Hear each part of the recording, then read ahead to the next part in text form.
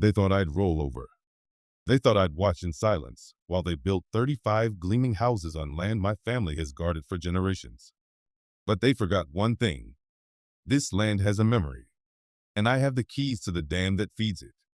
On the night the storm rolled in, I unlocked the gates and let history do the talking. I grew up measuring time by water. On my grandfather's land, the day moved to the hum behind the dam boards and the slow, glassy push of the pond he carved with a borrowed backhoe and a back that refused to bow. He used to say, "Water remembers what maps forget."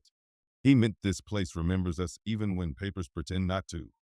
He kept a ledger fat with pencil marks, flow rates, rainfall, the annual clearing of the spillway, and tucked it beside baptism certificates and marriage licenses because, where we come from, you keep proof of love and land in the same drawer. When he died, the ledger passed to me with the keys to the dam house. I would unlock that small building on cool mornings, smell mud and metal, and hear the world speaking in drip and echo. The creek fed into the pond like a promise, and if I stood still long enough, I could hear my grandmother humming, my uncle laughing, my mother calling me in from the dam because it was getting dark. I believed the paperwork was enough. The deed said my name. The easement traced the path where water had the right to run. The county seal was a ring like a halo. I truly believed that was enough until the letters came with a tree in their logo and a tone that sounded like a handshake being tightened into a fist. They called themselves the Homeowners Association, though none of the homeowners had yet arrived. They congratulated me on being a neighbor and invited me to a barbecue where I would not know a single face. The next week the graders showed up, gouging the far side of my fence line, peeling back the earth in slate curls. I walked down to the survey stakes and read the numbers. They did not read me back. Full approvals, the county planner said, flipping my grandfather's survey as if it were a brochure from another century. Full approvals sat in his mouth like an apology to the right kind of people. I filed my complaint. I mailed certified letters to the board, the developer, the polished president in a golf shirt whose picture said he liked his grass neat and his neighbors quieter than me. I sent copies of everything. The deed page that spells my grandfather's name in type ink, the 1978 survey with arrows marking the drainage like a hand pointing home, the hydrology notes written in my grandfather's cramped script, boards to legal height before heavy rain, call readings to county. The replies looked like the same letter photocopied through different mouths. Their surveyor confirmed the boundaries. Their hydrologist signed off. Their counsel would engage my counsel upon receipt of a retainer. Meanwhile, houses sprouted. First a foundation at the toe of the floodway, then another and another. Square after square poured into a checkerboard where the water had always rested its weight when storms came. The first time I took a picture of framing lumber shining like bones in sunlight and sent it to the county, I got silence in return.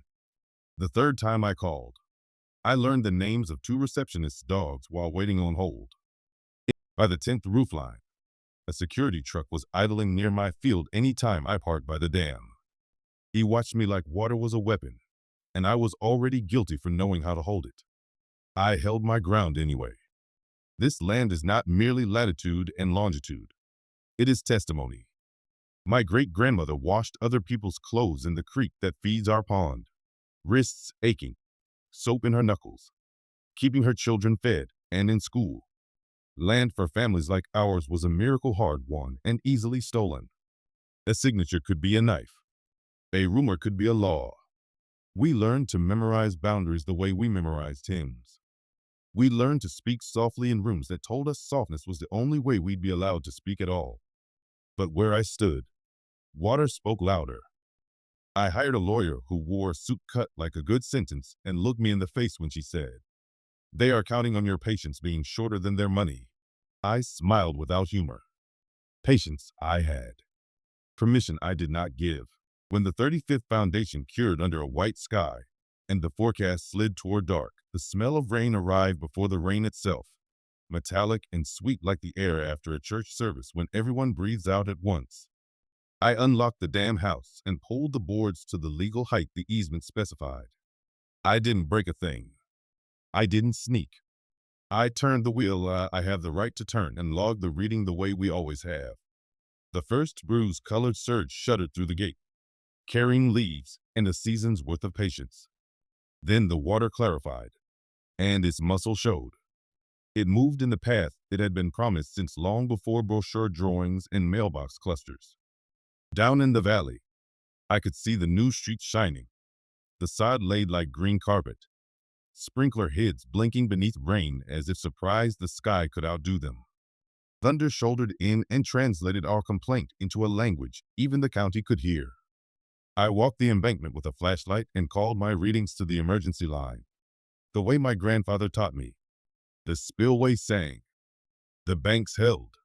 Water spread into the floodway, where it has always gone when storms come. It kissed the edge of back patios, spilled over mulch beds tidy as prayer books, nudged the toes of fences that were good for keeping nothing but truth out. I kept measuring and calling, my voice steady as the man on the other end tried not to sound surprised that I sounded like a person who knew exactly what he was doing. By morning, the storm softened its hand. I closed the boards to their ordinary level. My palms stung through wet gloves. 2 county trucks huddled at the development gate. I drove by slowly and raised my hand so that nobody could say they had to hunt me down. By afternoon, the water lines around some of those new homes looked like rings in a bathtub. Mud curled into driveways where brochures had promised endless sunshine and a sense of community. The whole president called me at dusk using a voice that had discovered I was real. He asked for a meeting. I told him to bring the survey. I told him to bring respect.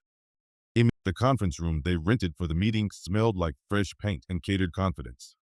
Their attorney led with an opening statement about unforeseen weather, about collaboration between stakeholders, as if language could sand down a map.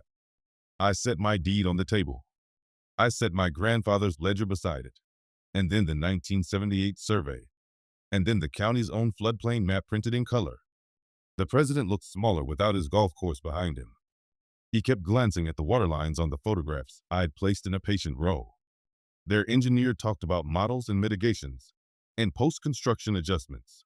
I pointed at the easement and the meets and bounds the HOA had ignored like they were optional for families like mine. What had flowed through their streets wasn't revenge. It was history refusing erasure. Water remembers. It returned to its corridor and left its signature on their foundations like a notary stamp. They asked how we could move forward together. The phrasing made me think of a crowd pressing past a person they pretend not to see. I said we move forward by moving back.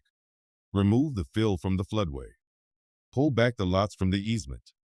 Compensate for the land already taken and the damage is done. Fund a restoration of the creek's banks and a community grant for the neighbors whose wetlands were treated as blank space. Their lawyer smiled in a way that means, we'll see. I told them I had already seen. I had seen inspectors finally step into their boots. The county, once drowsy, had woken to emails and measurements I'd logged during the storm. I had seen the developer's risk manager counting with his eyes. I had seen homeowners' faces when they came to the first emergency meeting and discovered their HOA had built a neighborhood on a story they'd never been told. Some of those homeowners were Black families lured by promises that sounded like we had finally arrived in the same chapter as everyone else. I spoke directly to them at that meeting and felt a tremor in the room shift from suspicion to something like solidarity. The HOA had been eager to call me a problem. It turned out I was a record keeper. My mother said, when I told her all this later, "Baby, there's a difference between making a scene and making a record." We chose the record. We gathered statements. Old neighbors who remembered my grandfather teaching their sons to fish.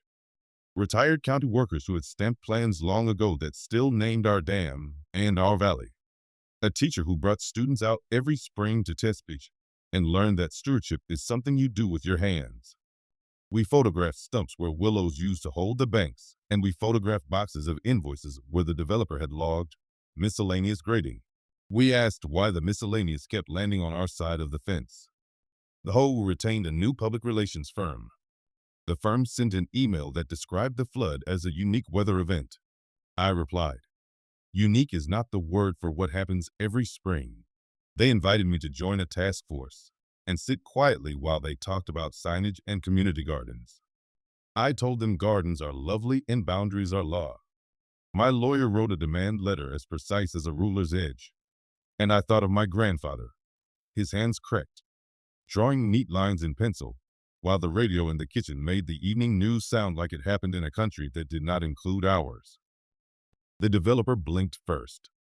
The county, newly alert, issued a notice of violation that read like the first paragraph in a long future of correction. The homes on the deepest part of the floodway would need mitigation or relocation. Buyouts. Setbacks. Engineers returned to their software with the humility the storm had written on their boots. Not one of those outcomes was my joy. People already lived in those houses, and I want families safe, not harmed. But I will not apologize for insisting the river remember itself. There is a way to be both firm and merciful. Protect people, respect land, honor history, and make amends. When the settlement came, I asked for more than money. Money is a necessary bandage. It does not set bones. We negotiated the restoration of the wetland shoulder and the planting of willows. We negotiated a conservation easement held by a land trust that will not grow sleepy the next time a brochure shows up with friendly fonts. We negotiated a community fund named after my grandparents for scholarships and small grants in the neighborhood schools, because dignity grows in classrooms as well as along creeks. We negotiated a new sign at the trailhead that uses our family name correctly and tells the truth about who built the dam and why it still matters that it holds. The day we signed, a morning wind pushed a lace of ripples across the pond. I brought my mother to the dam house and let her turn the wheel. Just a quarter turn for ceremony, and we laughed at the grace of the sound. It wasn't triumph, it was continuity. I think often about how close this could have cut, how a slicker lawyer or a quieter me might have let the map erase us again. There is a pressure that comes with being a Black person asking, firmly and publicly, for what is already yours. A danger in being labeled angry or unreasonable for refusing to move aside. Dignity isn't a costume you put on to please an audience. Dignity is standing on your own ground, even when the ground feels like it is moving under your feet, and speaking in the voice your ancestors earned for you. Some evenings I walk the new trail and listen to the water where the rush slows into a long exhale. A few of the new neighbors nod and stop to talk. We don't talk about lawsuits anymore. We talk about fishing and herons and the way a creek makes a child curious. On Sundays, the church choir carries across the trees, and there are names on the donation board that surprise me in the kindest way. I do not mistake compromise for justice, but I do not despise repair when it is offered with open hands. If you want to know what it felt like the night of the storm, it was this. Not spite, not vengeance, not even victory, only the right thing finally allowed to move in the right direction. When I say I opened the dam and watched it flow, hear me plainly. I mean I honored the covenant set long before any HOA bylaws, long before any architectural committee, long before any gate codes and newsletters. I mean I followed the rule my grandfather taught me. Do the work, keep the record, protect the people, respect the water. The homes that were built on my land learned a lesson I would have taught with gentler weather if anyone had listened. The land learned nothing new. It remembered. The water found its corridor and wrote our name there. Again, in a script older than every stamp in every office. And I stood, soaked and steady, not to celebrate anyone's pain, but to witness a simple truth that refused to disappear. We were here. We are here. We will be here. Pride is not volume. Pride is endurance. Courage is not the absence of fear. Courage is the choice to turn the wheel, even while fear speaks. Resolution is not a headline. It is the quiet after a storm when the world, at last, sounds like itself.